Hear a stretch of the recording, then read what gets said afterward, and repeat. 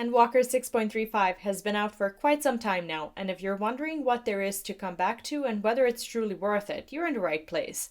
This video contains no spoilers, but since this isn't a particularly lore-filled patch anyway, there's not much to conceal. My name is Ivona from momsdan.com, and if this is your first time around here, subbing is a good idea. I make simple FF14 guides that'll answer some of your questions in no time and give you quick in-game wins. I also live stream MMORPG playthroughs here on the channel, so if you're a fan of awesome communities, in-game and other highlights, I'll see you around. The biggest feature of this patch is Eureka Orthos, the new deep dungeon for you to either queue with a group or challenge yourself solo. For better or for worse, most of the new collectibles and achievements are directly tied to this particular piece of content, so if you're not a fan of Palace of the Dead-like stuff, this sub-patch might not be your cup of tea after all. If you do like this kind of thing, though, there are plenty of hours to spend in this place if you wish to get all the new loot. Another novelty is the continuation of somehow further Hildebrand adventures. If you enjoy Hildebrand, you'll be happy to know that this particular update is one of the best they've ever put into the game, and it's definitely worth finishing.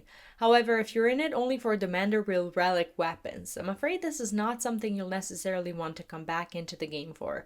The requirements for Step 2 of Manderville weapon relics are trivial, and if you were hoping for something to grind, you might be left slightly underwhelmed when you realize that you can get the new relic in no time, even if you come back at a later time.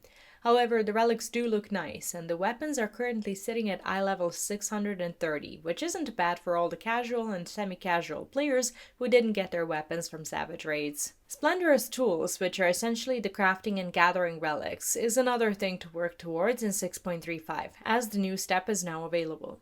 If you have a crafter or a gatherer at level 90 and are at least somewhat interested in this, it might be a cool thing to do, but if you're not into it, it's definitely something you can catch up with easily later on. If you're a fan of Loporrits, this patch might be something you want to come back for, as they are back in the form of crafting tribal quests. These are daily, so if you'd like to start working towards the rewards straight away, and potentially level your level 80 crafters, I'd say they're definitely worth exploring.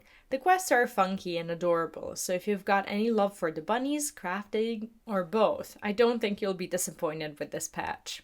That's pretty much it when it comes to the 6.35. Overall, if you're a fan of these things, I'd say it's worth exploring, but apart from the daily tribe quests, there's nothing to immediately start on that you can't just catch up with in no time whenever you choose to come back. It's a fun little patch for what it is, but if you're currently spending time doing something else, playing other games, or anticipating the 6.4 live letter on the 31st, that's completely fine as well. Let me know your thoughts on the patch down below, and make sure to hit that sub button for more good stuff. Massive thanks to everyone supporting the channel, and especially our alphas on Patreon like Andyman, Space Cadet Rick, Garnet Williams, and Elijah Baker. If you'd like to join them and keep the content going, all the links are in the description of this video. Enjoy the new patch activities, have fun, and I'll see you in my next one. Bye bye!